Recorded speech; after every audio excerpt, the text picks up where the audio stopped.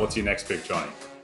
All right, let's go to the college diamond. This is my expertise, baby. How you doing? Little Auburn money line, plus 130. Huge series upset. They've scored 61 runs over their last 5 games.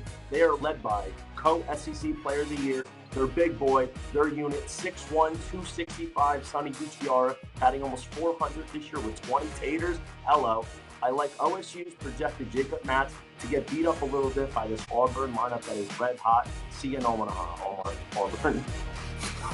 Next up, we got the Philadelphia Eagles -6.5 at home to the Jacksonville Jaguars. Got inside 7.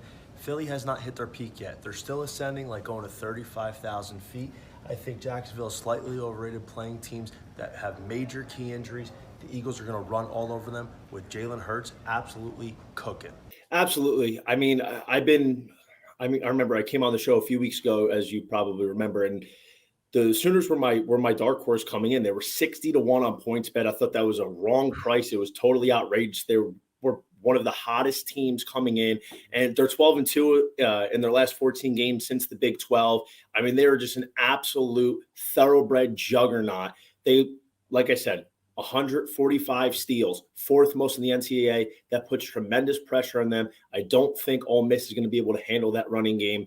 And at a plus 105 price that you get Oklahoma, I think the market's just a little over-exaggerating on Ole Miss, like a little recency bias based off Dylan DeLuccia's shutdown performance, pitching the game of his life yesterday to send his team to the finals. So I absolutely like the futures price if you haven't gotten involved at plus 105, because it's definitely a lot better value than probably going game by game. Let's stay with the Dodgers right here for just a second. Team total over 5.5. I do realize this is high, especially at this point in the season, but they're going against Madison Bumgarner. He's given up 38 earned runs in his last 8 starts. That is brutal. 8 earned runs in 2 outings versus Dodgers this season. Let's send this little lefty back home. As you can see, I'm all suited up. It's all business today. We got a newcomer. This is my domain, baby.